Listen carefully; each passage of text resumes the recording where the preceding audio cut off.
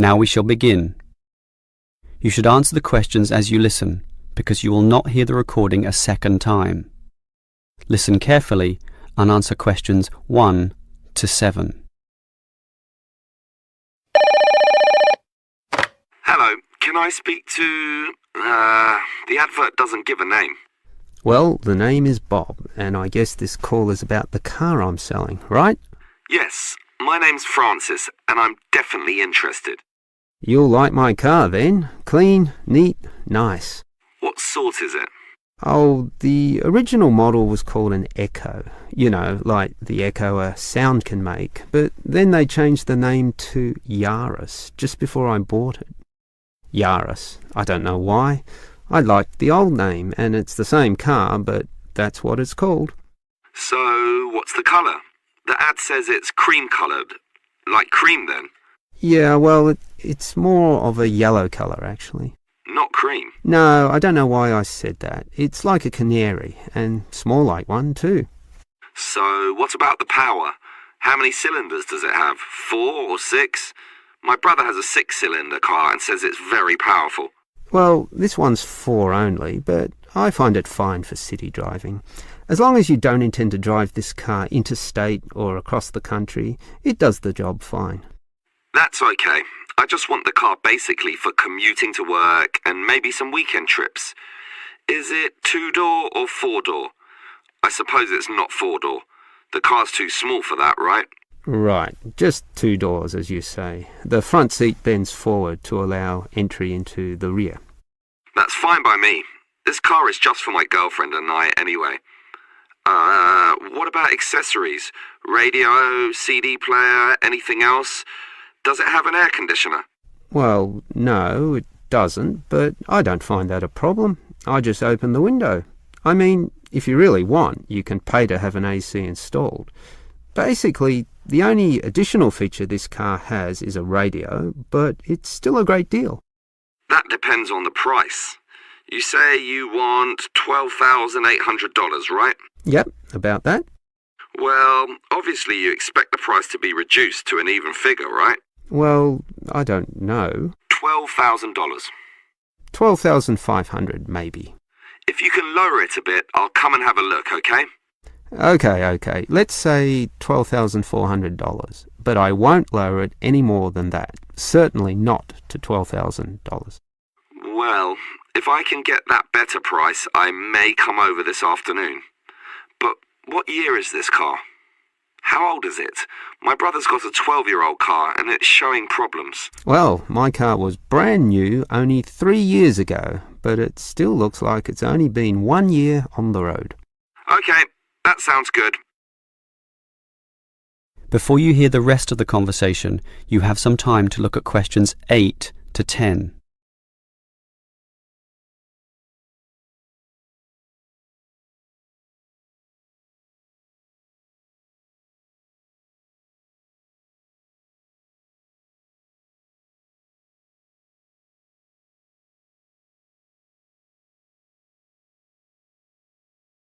Now listen and answer questions 8 to 10.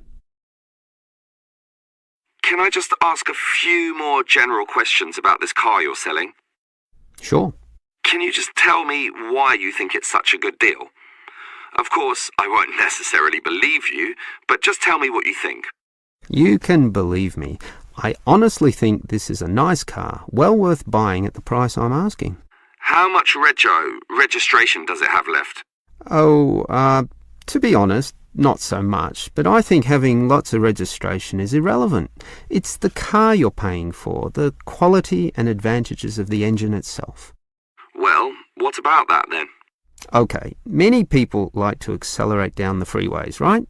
There are a lot of speed demons out there who think quickness is all that matters, but basically, people are mostly trapped in city traffic. So one of the things I like is that because this car is small, you can put it anywhere. Say you're in the city wanting to duck into a shop. Well, you can fit this car in any little space while you go shopping or do other things, and that saves you a lot of time. Yeah, but it's not that powerful, right? Oh, sure, the feel of a smoothly purring six-cylinder engine attracts many people, but I compare my car to those small football players with the tight turning circles, those who can run rings around the larger players. This car is like that. It can turn this way and that way, dodge here, duck in there, sneak around corners, squeeze ahead and grab a position. That's also very useful when travelling in city traffic. Okay, I'll think about it. Sure, think about it, but all these advantages are sound and appeal to other buyers as well. No one holds the same car forever, so you can say exactly the same things that I just said when you want to sell the car. That will make it very easy for you to pass this car on to the next buyer. Yeah, maybe you're right. That is the end of part 1. You now have half a minute to check your answers.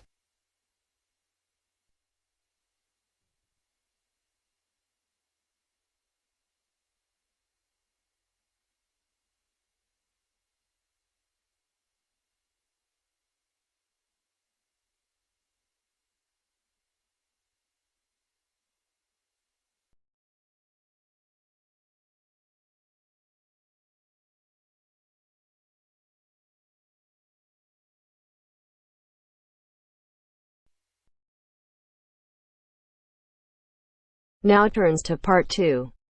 Part 2. You will hear part of an interview between Dr. Hilsden, a member of staff on a fashion design course, and a student, Julia, who is applying to do the course. First, look at questions 11 to 13.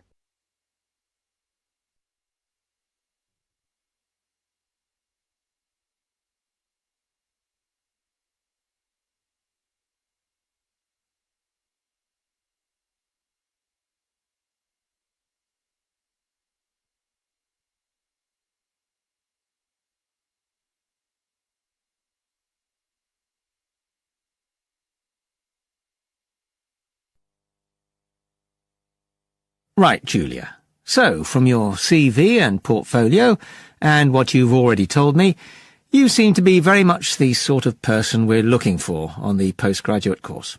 So tell me, you finished your fashion design course in London 4 years ago. Did you think of carrying straight on and doing a higher degree at the time?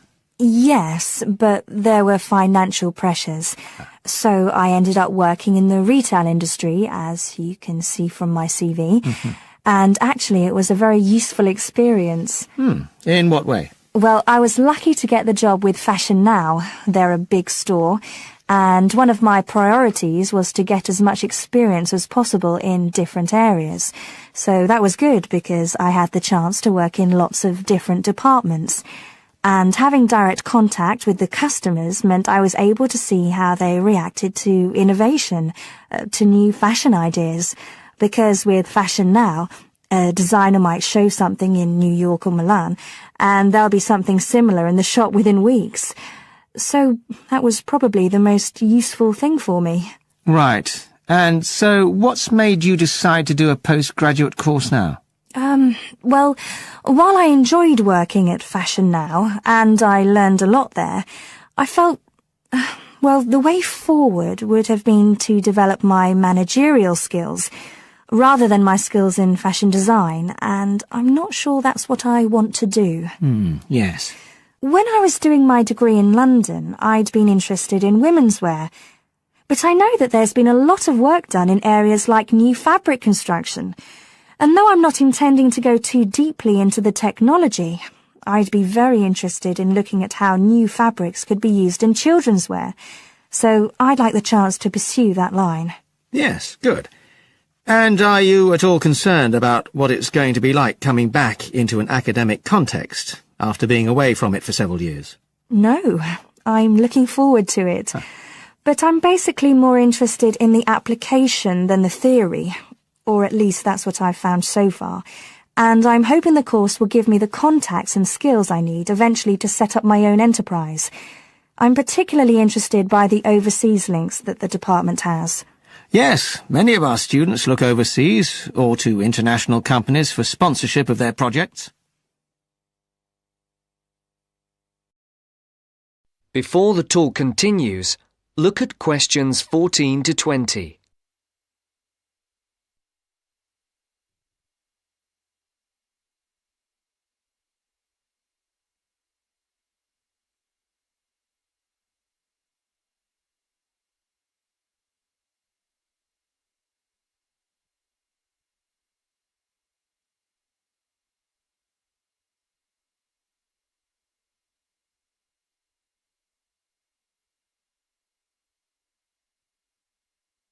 As you listen to the second part of the talk, answer the questions. And the facilities here look excellent. I just went to look at the library. It's really impressive. There's so much room compared with the one at my old university. Yes, most students find it's a good place to study. And there are link-ups to other universities, of course, and all the usual electronic sources. The staff run an information skills programme, which we recommend all postgraduates do in the first week or two. Design students find these special collections particularly useful. Yes.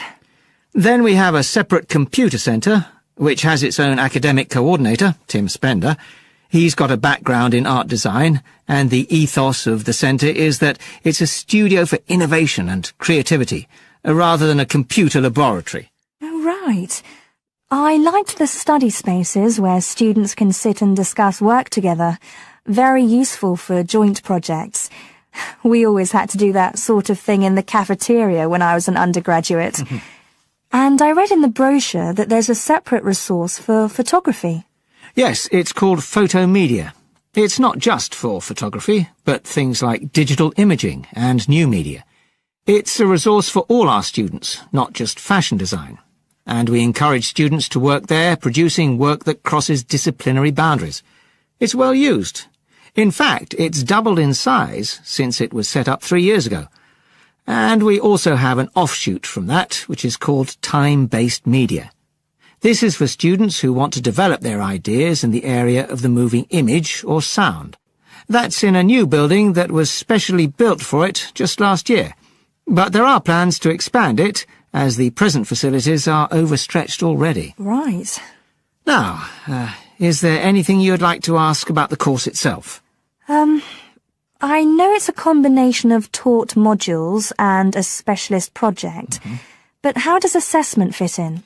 Well, as you'd expect on a course of this nature, it's an ongoing process. The degree course has 4 stages, and there are what we call progress reviews at the end of each of the first 3. Then the final assessment is based on your project. You have to produce a report which is a critical reflection on your work. And is there some sort of fashion show? There's an exhibition. The projects aren't all focused on clothes as such. Some are more experimental, so that seems more appropriate. We ask representatives of fashion companies along, and it's usually well attended. Right. And another thing I wanted to ask. That is the end of part 2. You now have half a minute to check your answers.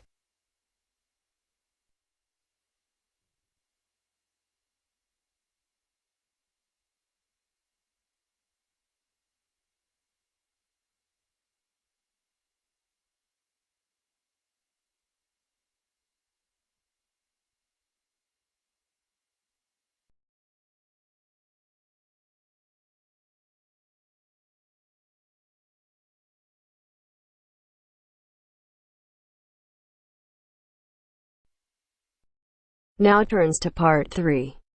Part 3. You will hear a conversation about tea between an expert and a reporter. You have 30 seconds to look at questions 21 to 24.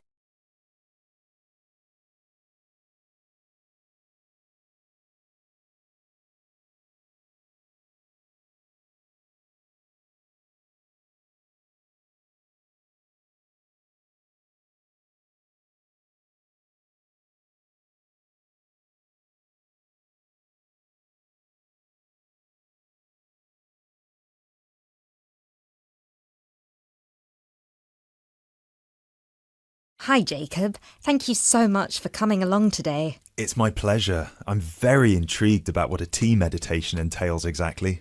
Well, it's very simple, really. I think the first thing you need to keep in mind is that it is mostly about leaving everything that you have been thinking or worrying about today to one side. Really focus on the present moment. Oh, it sounds great. I certainly don't know very much about tea, and I'm keen to get started. But before you go into more detail, can I ask you what your favourite kind of tea is? Well, I think the kind of tea we are going to have today is my favourite. It is pu'er tea from Yunnan province in southern China. What makes this tea special? Pu'er is a dark tea. The regions of Yunnan, the north of Vietnam and Laos, have one of the best climates for growing tea in the world. Pu'er is a post-fermented tea. Oh, what is a post-fermented tea exactly? It is a tea that has undergone a period of aging in the open air. They age the tea for days, even years. The exposure to humidity and oxygen help to oxidize the tea leaves and encourage fermentation. This changes the smell of the tea and also removes a lot of bitterness from the taste. It sounds similar to the process of aging wine. The process is different, but the effect of aging on the taste is certainly similar. Does this mean the tea can be quite expensive? Absolutely. It can be very expensive.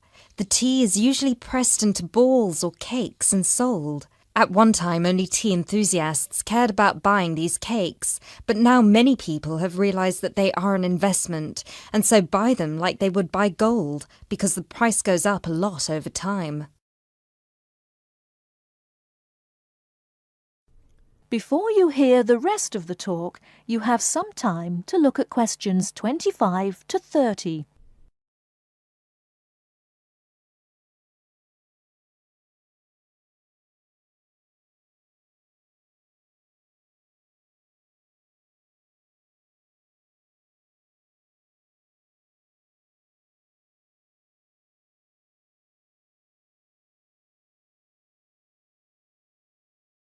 Now listen and answer questions 25 to 30.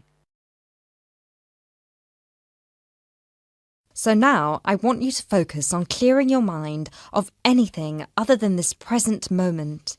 Let go of any concerns. Okay, one slight problem. I will need to record our conversation, and I will need to take notes for the article. I plan to write about this for my newspaper. Is that okay? Oh yes, of course. Whatever you need. Thank you. I'll try to keep my notes to a minimum. Good. So, where was I? Oh yes, I think very few people really appreciate the complexity and variety of tea that exists in the world. Right. Most people are maybe like me and just use tea bags. Exactly. And with a tea bag, the tea is trapped inside and cannot move around freely. You can really taste the difference drinking a brewed tea that was free to move around through all the water. So, do you ever use tea bags?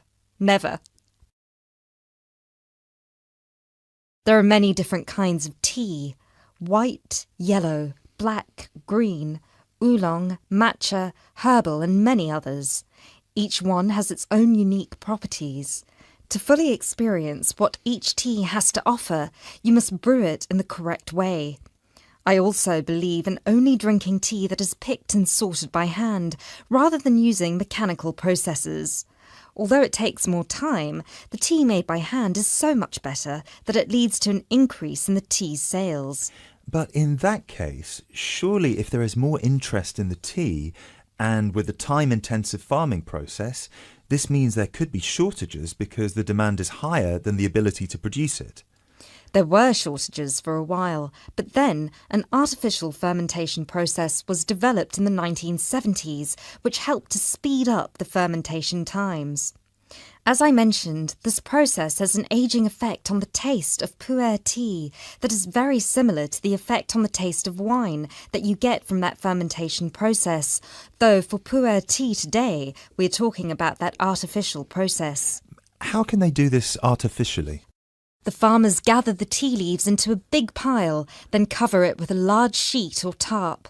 They spray water on the tea every now and then, and therefore fermentation happens faster. Usually the tea is left for 30, 45, 60 or even 90 days still. The farmer will check the tea every few days, and just by the feel of the tea, he knows whether it is ready or if it needs more time. Wow, that sounds like a fascinating process.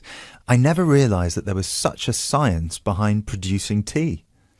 Well, now you are ready for the best part, the tasting of it. That sounds like a very good idea to me. So what I will do now is boil the water, and we can begin our meditation. What does that entail?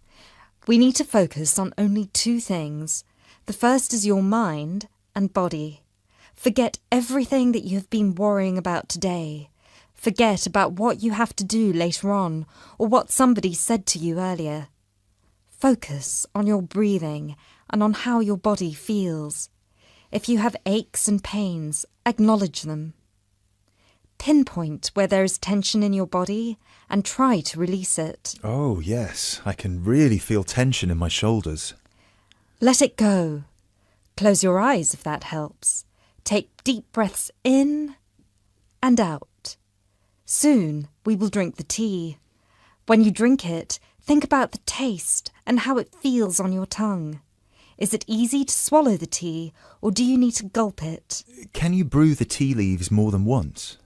Oh yes, you can brew some teas more than 10 times. Now we will shift to noble silence, focusing only on ourselves and the tea. Enjoy.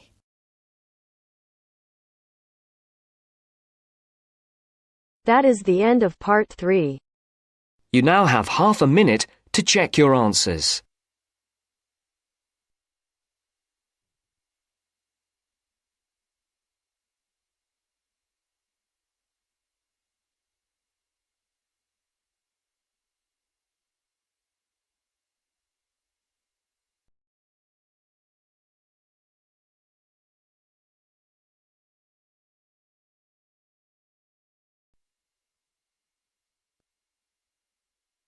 Now turns to part 4. Part 4. You will hear a lecturer in education talking about some experiments done in the USA to investigate the effects of reducing class sizes. First, you have some time to look at questions 31 to 40 on pages 71 and 72.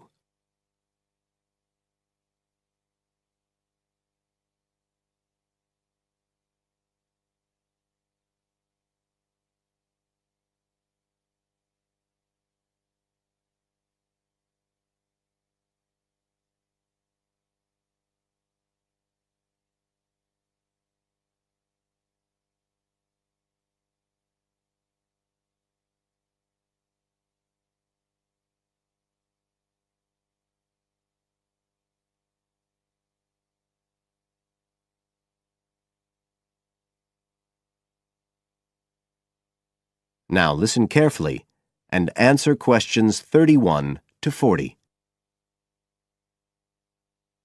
All over the world, there are passionate arguments going on about how educational systems can be improved. And of all the ideas for improving education, few are as simple or attractive as reducing the number of pupils per teacher. It seems like common sense. But do these ideas have any theoretical basis? Today, I want to look at the situation in the USA and at some of the research that has been done here in America on the effects of reducing class sizes. In the last couple of decades or so, there has been considerable concern in the United States over educational standards here, following revelations that the country's secondary school students perform poorly relative to many Asian and European students. In addition, statistics have shown that students in the nation's lower-income schools in the urban areas have achievement levels far below those of middle-class and upper-middle-class schools. So would reducing class sizes solve these problems? Well, we have to remember that it does have one obvious drawback. It's expensive. It requires more teachers and possibly more classrooms, equipment, and so on. On the other hand, if smaller classes really do work, the eventual economic benefits could be huge. Better education would mean that workers did their jobs more efficiently, saving the country millions of dollars. It would also mean that people were better informed about their health, bringing savings in things like medical costs and days off sick. So what reliable information do we have about the effects of reducing class sizes? There's plenty of anecdotal evidence about the effect on students' behavior, but what reliable evidence do we have for this?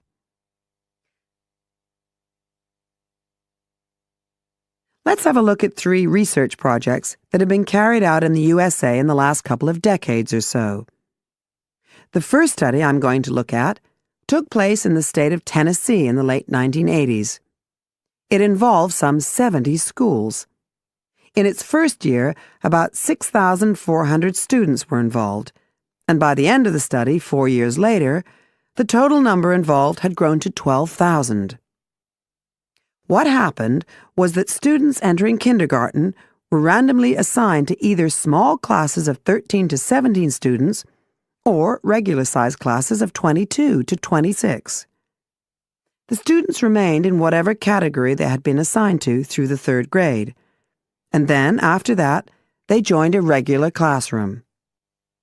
After the study ended in 1989, researchers conducted dozens of analyses of the data.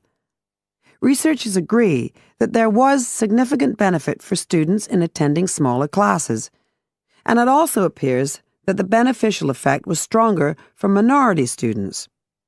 However, there's no agreement on the implications of this. We still don't know the answer to questions like how long students have to be in smaller classes to get a benefit, and how big that benefit is, for example. The second project was much larger and took place in California. Like the Tennessee study, it focused on students from kindergarten through to grade 3, but in this case, all schools throughout the state were involved. The experiment is still continuing, but results have been very inconclusive, with very little improvement noted. And the project has, in fact, also had several negative aspects. It meant an increased demand for teachers in almost all California districts. So the better-paying districts got a lot of the best teachers, including a fair number that moved over from the poorer districts. And there were a lot of other problems with the project. For example, there weren't any effective procedures for evaluation. All in all, this project stands as a model of what not to do in a major research project. A third initiative took place in the state of Wisconsin at around the same time as the California project began, and it's interesting to compare the two. The Wisconsin project was small. Class sizes were reduced in just 14 schools, but it was noteworthy because it targeted schools at which a significant proportion of the students were from poor families, compared with California's one-size-fits-all approach. Analysts have found that the results are very similar to the Tennessee project, with students making gains that are statistically significant, and that are considerably larger than those calculated for the California initiative. Now, I'd like to apply some of these ideas to the latest.